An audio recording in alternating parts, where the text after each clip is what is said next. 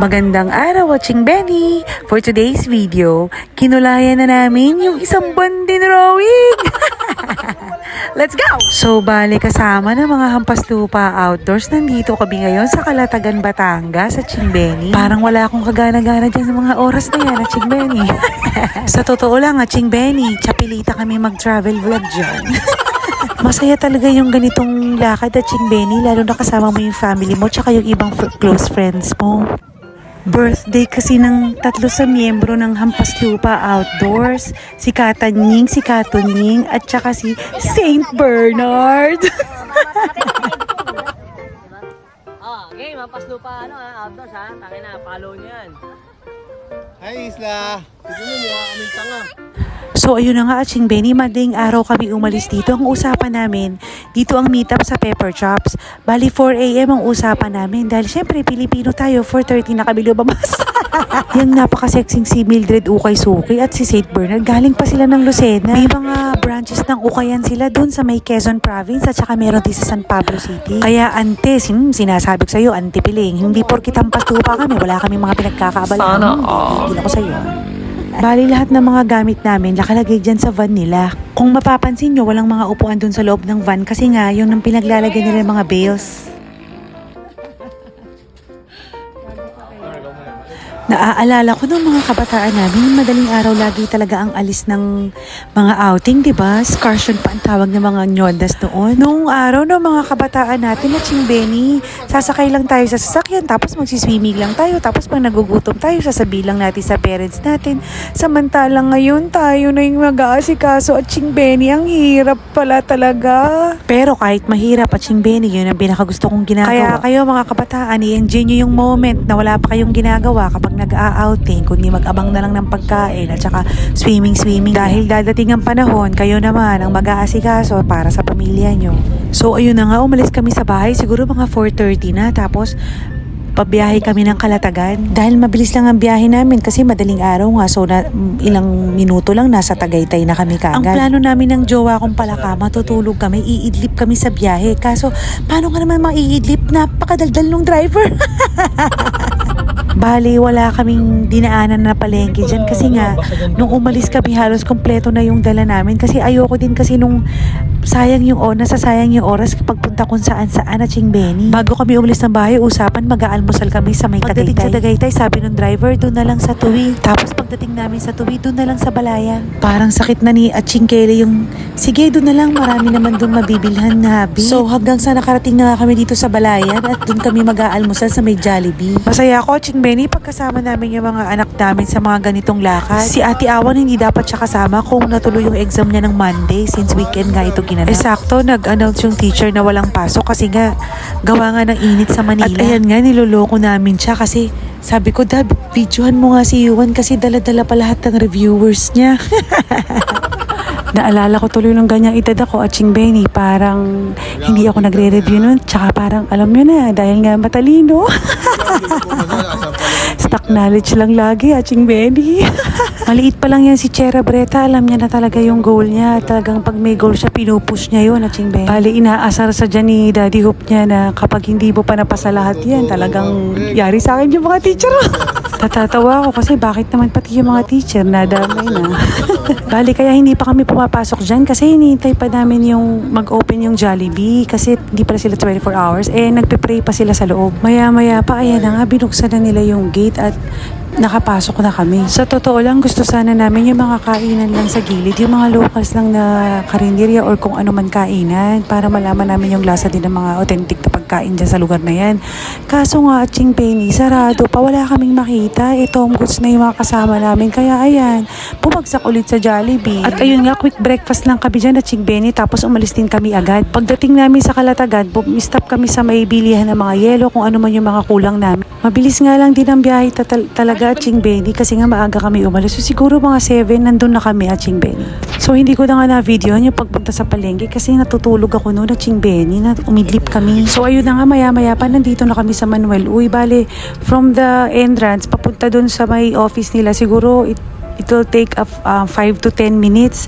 Tapos pumila pa kami, hindi ko na videohan yung pagpila ng sasakyan kasi nga i-register isa-isa. Medyo mabagal yung pila doon, siguro mabot kami ng 30 minutes sa pila. So ayun na nga, kada sasakyan kasi magbabayad kayo dito ng entrance fee at saka yung tent pitching fee. Bali ang entrance ng adult ay 350 per head. Mga bata naman ay 250. Si Isla ay 6 pa lang, so free siya. Si Seb naman ay 8 years old na, pero pinilit ni Kelly yung tatay niya na maging 6 years old na. Sabi ni Kelly, Seb, pag tinanong ka kung ilang taong ka, sabihin mo 6. Sabi tuloy ng bata, pwede bang 7 na lang? Sagot naman ni Kelly, anak, kahit 7 na sabihin mo, pasok ka pa rin. Kaya Manuel, uy, kung nanonood ka ba, pasensya na. So ayun na nga, Ching Benny, pagdating sa dulo, kumanan kami at ayan na nga, yung Serenity at Ching Benny. Kahit mainit yung mga panahon na yan, pero hindi mo, sobrang init, pero hindi mo na mapapansin yun kasi nga, ang ganda-ganda ng tubig dagat at nakaka-relax mula utak, pati mga kalamnan at Ching Benny. Bali sa Camp 2 kami pumesto at Ching Benny. Tapos yung mga boys muna yung bumaba para maghanap sila ng place namin na kung saan kami magpipitch ng tent. Bali hindi ko na videohan yung tatlo, papalapit sa amin, dala-dala yung cart. Nagre-reklamo si Nuno dyan. Hindi ko kasi na video, nagre-reklamo nga si Nuno dyan kasi siya lang yung nagtutulak. Bali hindi maka-move on yan si Nuno kasi yung dalawang si Kelly at saka si Wendell hawak-hawak lang sa gilid ng cart. Samantalang siya nagtutulak sa likod. Na-realize niyang siya lang yung nagtutulak ng cart. Nung nandyan na sila sa place namin. Nauna kami nga pala sa Team Mote dyan, bali padating pa lang sila. Kaya yan, binababa na namin yung mga gamit namin, lahat. Tapos napansin ni Wendell, yung upuan na dala ni Kelly, yung upuan daw sa Jollibee. Hindi, gago, di sa Jollibee.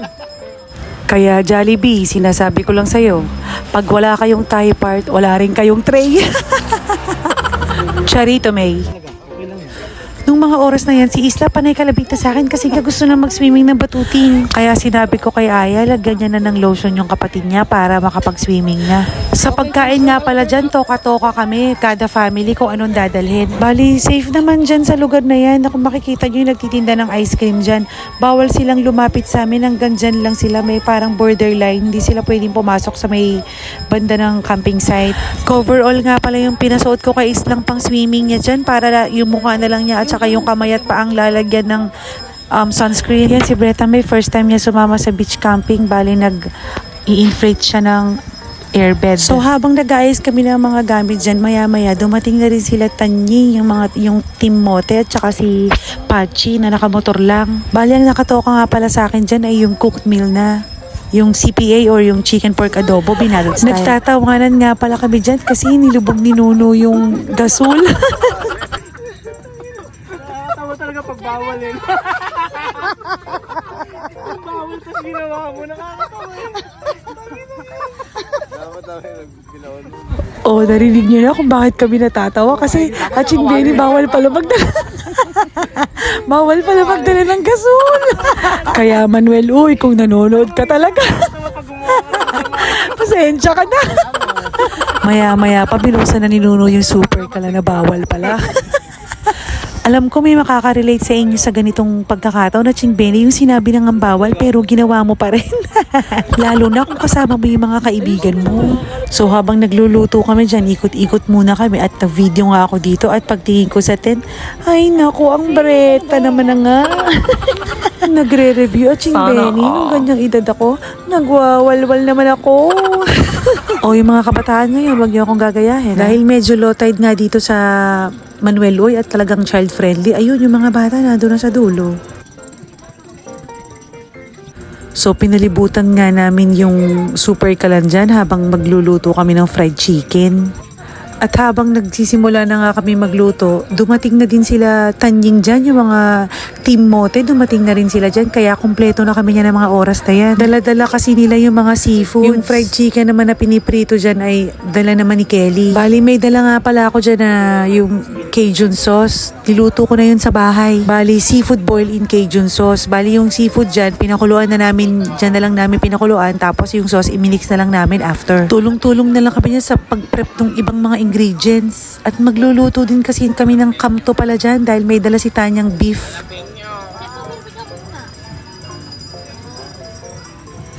Kapag nature tripping talaga, parang hindi naman nakakapagod, ano, Ching Benny? Pag uwi mo na lang ng bahay, dun mo na lang mararamdaman yung pagod nga. Bali, ayan na nga yung dala namin pala, chicken adobo at saka nagmarinate din pala ako ng liempo dyan. Tapos dyan na lang inihaw ni Pachi. Si Pachi naman, ang dala niya, prutas at saka yung mga kung anik-anik na gulay. Sila Nuno naman, breakfast ang dala nila. Masarap kasi kapag mga ganitong pagkakataon, dapat maraming pagkain, di ba, Ching Benny? Huwag tayo magtitipid sa food.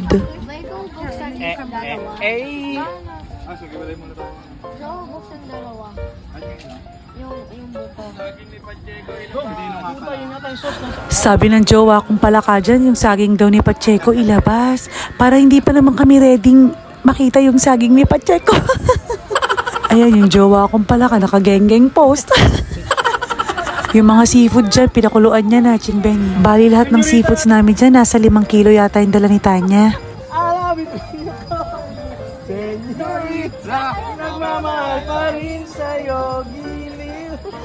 Dapat pinama mo. Ayan, isa sa love language naming magjowang palaka ay yung act of service sa Ching Benny. Punong abala sa pag-prepare ng food. Nilabas na rin namin yung portable stove dyan kasi nga nasita na yung super kalan. Bali, after nga namin mapakuluan lahat ng seafoods, ayan, yung Cajun sauce na ginawa ko, nilagay ko na siya, nagtira ako ng konting pinagpakuluan ng mga seafoods.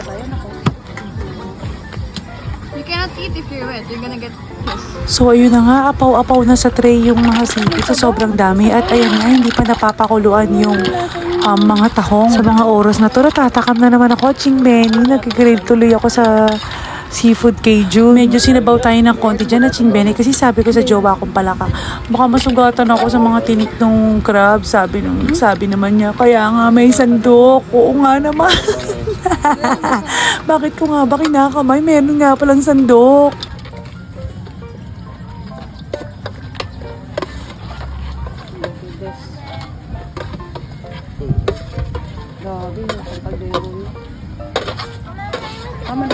So maya-maya pa ready na nga lahat. Ayan yung chicken pork adobo binalot style. Tapos ayan naman yung fried chicken. Ito yung seafood boil in Cajun sauce. May mga kakanina dala si Tanya. At ito naman yung inihaw na liempo, mga mangga, saging, pipino. Ang sarap kumain yan at Ching Benny. Nagugutom na naman ako ngayon. Ano ba yan? Aminin nyo at Ching Benny, mas masarap kumain kapag nag-aagawan kayo, di ba? Yung may mga kaagaw ka, mas marami kang makakain. Kapag isa o dalawa lang kayo kakain ng ganyang klase ng pagkain, parang ang lungkot-lungkot, di ba, Ching Benny? So siguro nakakain kami dyan sakto mga 12 o'clock or 12:15 yata at Ching Benny. Sarap kaya ng kain namin lahat dyan kasi talagang sakto yung gutom namin sa lunchtime. So dagkamay na rin kami dyan at Ching Benny. So ayan, di ba, magbabaong ka ng ganyan sa beach. Aesthetic! Siyempre, masarap din yan at Ching Benny. Hindi lang basta aesthetic yan at Ching Benny. Ang pagkain dapat masarap, hindi basta aesthetic lang. Ganon. Balak namin mag-boodle fight sana dyan. Kaso nga ang iksi ng aming table at hindi kami kakasyang lahat at Ching Benny. Pagkatapos namin kumain naman dyan at Ching Benny, siyempre, nagpahinga muna ang lahat. Naghayahay muna kaming lahat dyan pagkatapos namin kumain. So, siyempre, after 2 hours, alam na din sa Ching Benny. At ito nga pala, share ko lang yung eksena ni Kelly. Pag naalala ko yun, natatawa pa rin ako hanggang ngayon. Hoy! Yung bata! Ang takatingin lang. Si ano ha? Ay, yung kakena. Yung dalawa tingin. Ang aga mo naman magwala. Shot mo na.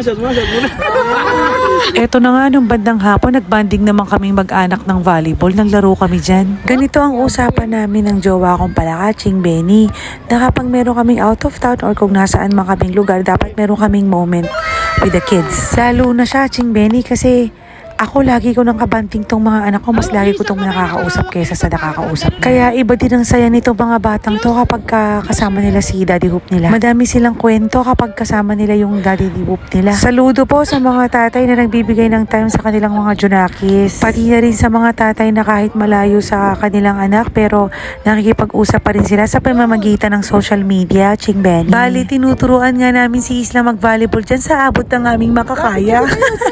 Pero nung kabataan kabataan namin, ito yung nilalaro namin ng kapatid kong babae, si Lale. Sumasali pa kami sa liga noon sa South Plains 2. Shoutout nga pala sa mga kababata namin dyan sa South Plains 2. Yung mga kalaro namin sa volleyball, mga antax. Mga kumari ko na ngayon yung mga yon. Mga Mars, ano na, magparamdam naman kayo. Madami rin kaming mga kalokohan nung araw na hindi alam ng mga magulang namin. Kasama din pala namin maglaro dyan si Zephyr, yung anak ni Katunying at ni Katanying. Mga almost 1 hour din kami naglaro dyan. Kami ni Wendell na sumama sa kanila.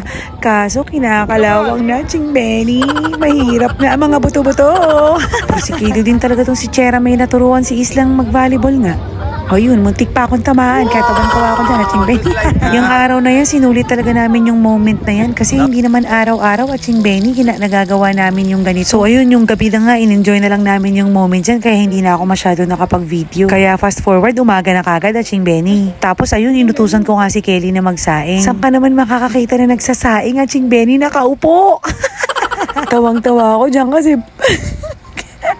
Si Nuno din pala nag-abot lahat ng isasaing niya, Ching Benny. So, ayan na nga, kung nakita nyo. Kung nakita nyo, ayun nga, yung jowa kong pala, Diyos ko, sa labas na naman natulog at Ching Benny. Diba, nag-set up siya ng tent at Ching Benny, pero hindi naman siya doon natulog. Doon siya sa labas. Oh, shoutout dyan sa mga nagse-set up ng tent. Tapos, hindi naman natutulog doon kapag lasing na lasing na. Maganda nga yung weather niyang umaga na yan at Ching Benny. Kaya nagtulong-tulong na din kami dyan para makapagluto ng aming breakfast. At ayun na nga, ito naman si Kelly. Dahil nga umaga na at bera tinapang alak. Ayan, ininom pa rin. Yan, pakinggan nyo yung kinukwento ng demonyo. Ay, demonyo ni Kelly pala. Pagising ko, titignan ko sila ate nasa layo. Sabi ko, parang layo nila ate nasa tent namin. Tangina, doon ako tulog. Hindi ko alam kung bakit. Kinukumpisa pa yung sarili niya, may nagsasalita daw sila atin ha.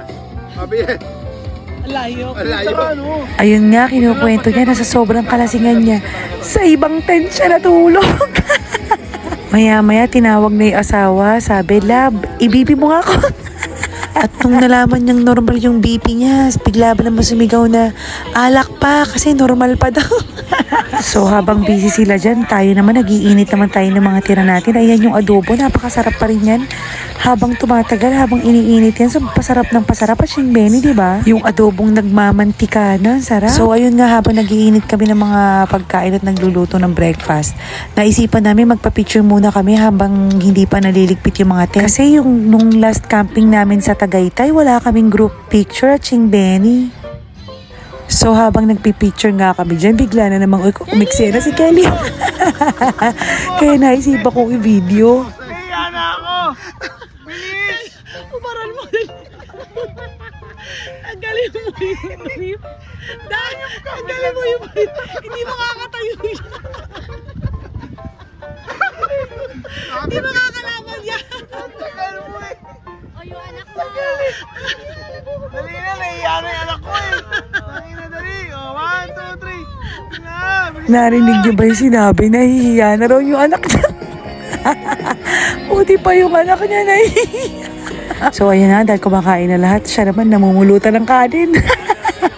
So pagkatapos namin kumain lahat dyan, nag-imis na rin kami ng mga gamit, tapos nagligpit na rin ng mga tent. Nice.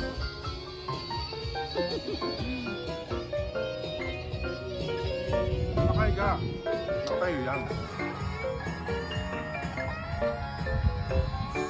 Maaga kami nakaalis dyan sa Manuel. Uy, siguro mga 9 or 10 a.m. umalis na kami dyan. Kasi may pupuntahan pa kaming lighthouse. Confident pa. Kala ko kasi may kapihan dun eh. Actually ka kumain. Nakailang actually ka? Nakailang actually ka, gago? Tawa na tawa mga pamangkin ko sa likod eh. Oh. Sabi na, parang kinakahiya nyo tito nyo ah. Kaya kami nagtatawanan dyan at Ching Benny kasi sabi sa akin ni Kelly, at ina-search mo nga sa Google Maps yung Cape Santiago kasi hindi ko makita. Ay, kaya pala hindi niya makita kasi hindi naman Cape yun at Ching Benny, Cape Santiago yun. Akala daw niya kasi coffee shop yung pupuntahan namin. Bali, nauna kasi sila Tanya doon sa Cape Santiago. Tapos sinend lang niya sa GC yung pangalan ng Cape Santiago. Ang basa pala ni Kelly, Cape Santiago. Bali dito din itong Cape Santiago sa may Calatagan, Batangas. 50 pesos ang entrance per head. Maganda rin yung scenery dito kasi overlooking yung dagat. Dumaan nga kami dito para na rin magpa-pictorial, syempre, Aching Benny. Maganda rin talaga yung tanawin dito, relaxing. Pwede kang magmuni-muni dito, Aching Benny, kasama ng jowa mo. Mga 1 hour lang din siguro kami nagstay dito, Aching Benny. Nagtawanan at nag-pictorial lang talaga kami dito. Batangas. Ulit. Uy, yun na tumbling. Tangin mo, hindi mo marunong tumabling ka. Let's go. So pagkatapos namin dyan, naisipan na namin mag-lunch. At ewan ko ba kung bakit naisipan namin magloming sa tanghaling tapat. Hindi kami sa Tagaytay dumaan pa uwi kasi nga sabi ni Kelly dahil nga Sunday yan matraffic daw. Kelly, kung nanonood ka man, ayan, Cape Santiago yan Kelly, hindi Cape Santiago. Bali, ang daan namin dyan ay Balaya, Lemery, Calaca at saka Taal, Batangas, Aching Benny. Yes, opo, tama. Bali, road trip po sa tanghaling tapat. Dahil Santa Teresita nga din yung daan namin, hindi pwedeng hindi kami dadaan dito sa bahay ni Kapitan. Bali, dumaan kami dito kay Tito Joey. Siya yung barangay captain ng barangay Sinipian, Santa Teresita. Siguro huling punta namin dito, fiesta 10 to 12 years ago, Aching Benny. Sobrang saya ng fiesta dito, Aching Benny, at saka sobrang accommodating ng mga tao dito sa Batangas. Talagang probinsya feels, Aching Benny, and may mga baboy din na kinakatay, ang saya-saya. At maya-maya pa nakakahiya nga kasi kami pa yung nilapitan ni Tito Joey. Ako nakakanap din yung mga. Bye-bye po. Thank you po. Joey! Wala nagsabi itong tinamaan. Babawi kami sa 15. Bye-bye po. 15 na lang. Okay po. Bye po, Tito Jo. Sabi nga pala ni Tito Joey dyan, magkakatay daw siya ng 5 baboy at saka 1 tanod. So ayun na nga, pagkatapos ng mahaba-habang biyahe, nandito na kami sa Lipa at dito nga kami sa Benox kakain. Sinasabi ko lang sa iyo, Benox, nandito na ang mga food critic. Pagpasok namin dyan, mga 12 yata kami dumating dyan, naisip ko bigla na parang, ano ba tong naisip ko, bakit kami maglolomi ng ganitong oras? Napakainit talaga ng mga araw na yan, kaya sabi ko, ano to, dry run sa purgatorio? Benox, hampas lupa kami, oo, pero naka-aircon kami sa bahay.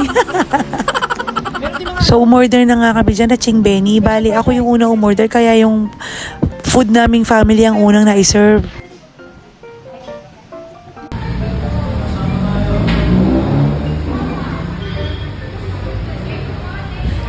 Ayun nga ang bananing dyan, naghahalo ang gutom at ang antok.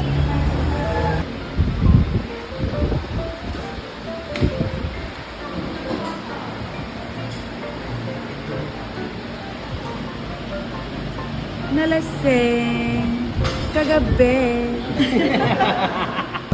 Ang in-order ko, lomi at Aching Benny. Sa totoo lang, hindi pa ako nakakatikim ng authentic na lomi. Medyo nagka-trauma kasi ako, Aching Benny, dahil yung unang-unang natikman ko na lomi, hindi siya masarap. Kaya akala ko ganun yung lomi, kaya hindi ko siya masyadong bet noon. Kaya lagi akong nagtatanong, saan ba talaga yung authentic na lomi? Yung gusto kong matikman yung loming Batangas talaga. Kasi yung natikman ko dati, alam kong hindi kaldo yung ginamit na sabaw, Aching Benny. Ayan na nga, dumating na nga yung order nila Kelly at tawang-tawa kami kasi ang in-order ni Kelly sa asawa niya ay lomi. Yung mukha ni Kelly dyan, sad boy, kasi sabi ni Raisa, oh bakit lomi? Lagi palang chami ang ino-order ni Raisa, hindi pala lomi. So, in-enjoy nga namin yung food na to. Masarap naman siya, kaya lang ang init lang talaga ng mga oras na yan, Aching Benny. Nung April pa tong lakad namin na to, kaya ang init-init pa nito, Aching Benny. So, ayun na nga, pagtapos namin kumain dyan, nagpaalaman na kaming lahat at tapos umuwi na rin kami. Siya, hanggang dito na lang muna, Aching Benny. Thank you for watching. Bye!